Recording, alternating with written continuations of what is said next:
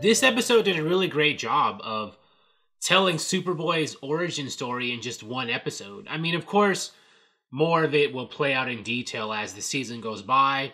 And in future seasons, Superboy is a regular character in future seasons. And I'm sure he will, because a lot of people like that character and like him being on the show and the way they're doing him on the show. I thought it was excellent. Like in one episode, they cleared up that he's a combination of Lex Luthor and Superman. I thought it might be something that they would drag on for multiple episodes where he would show up and not know where he came from or, who he got his genetic material from.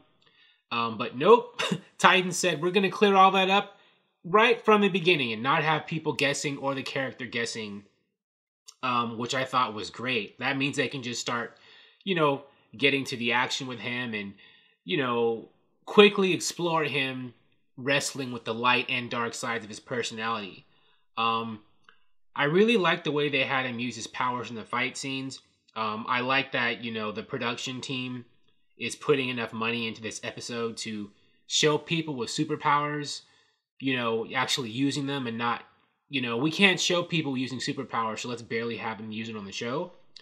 I think that so far in Titans, they've used the powers enough in the action scenes, enough to be faithful to what this show is actually about. Last week's episode, Starfire was using her fire shield.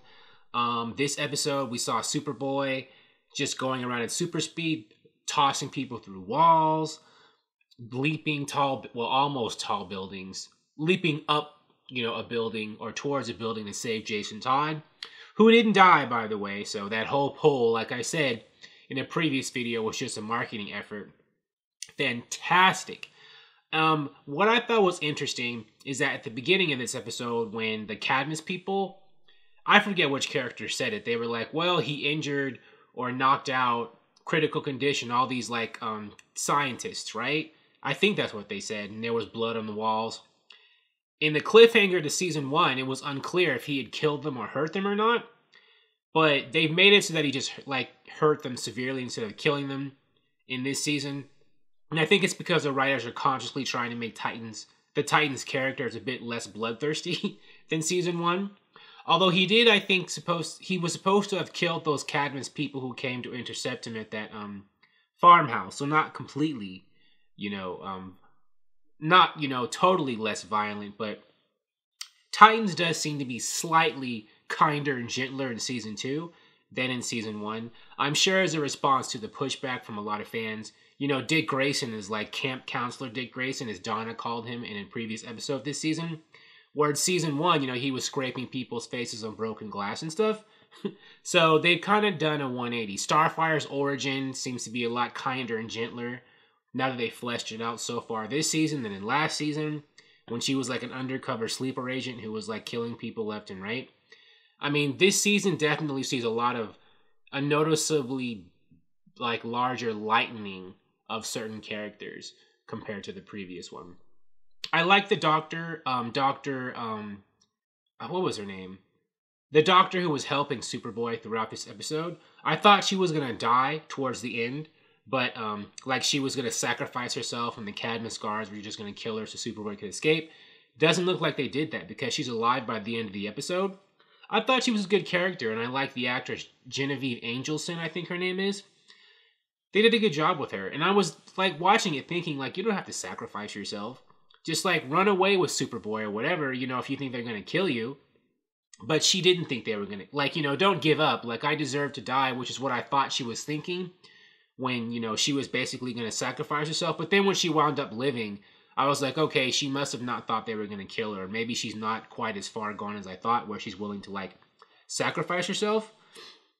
But now that they've got those kryptonite bullets, they can, just start firing them at Superboy to try to kill him. What's getting a lot of people's attention in the beginning of this episode is when, he's naked or whatever, was strategically placed, stuff to cover his naughty bits as he's getting out of first escaping from Cadmus.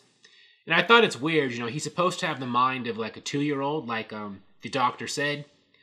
He has the mentality of a little boy, but, they're showing him naked and stuff. I know the actor playing him is not a little boy, so that's why it's okay. But I did think that was a little strange. But don't worry, I'm not turning into a super prude or anything. I know the actor is of age, and I know this isn't like this is not a show for kids necessarily. So, you know, I'm not saying that I think, you know, showing him like naked is like horrible. I'm still going to keep watching the show, and I'm not about to write an angry letter to anybody. But I was like, he's supposed to like basically be like having the mind of a child, and he's like stripped naked on a show. But, you know, he's called Superboy, but the actor playing him is obviously not. I mean, he's young, but he doesn't look like a boy to me. He looks like a young man. But I guess they aren't calling him Superboy. They're calling him Connor, aren't they? So maybe he's never going to be called Superboy on the show. He's just going to be called Connor. But I do wonder, now that he's shown up, is he ever going to meet Superman or Lex Luthor? I mean, Mercy Graves is on the show, whom I think they were alluding to the fact that she had a relationship with the Doctor in the past, because I thought they were kind of flirty with each other, or she was flirty towards the Doctor, or kind of like, there seemed to be sexual tension between Mercy Graves and the Doctor, unless I read too much into things.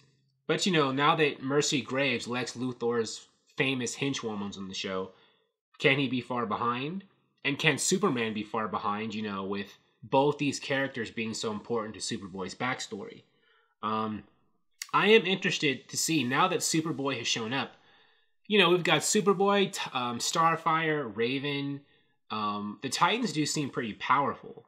So I'm wondering, you know, how can Deathstroke be tough enough if he's the main villain to, like, fight all these people at the same time? I guess just to have weapons for all of them. Like, he could have kryptonite bullets for Superboy, other things, but, you know, Deathstroke, as awesome as he is and deadly, I don't know, I think that even he might not be able to take all those characters at once with all those powers, but he's been able to do it in the comics, so I guess he can do it on the show too.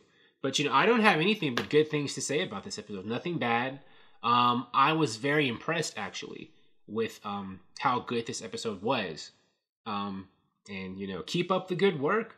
Great job, Titans. Thank you for watching. If you like this video, please like it on YouTube and subscribe to the channel because I appreciate your viewership, and I'll talk to you soon. Bye.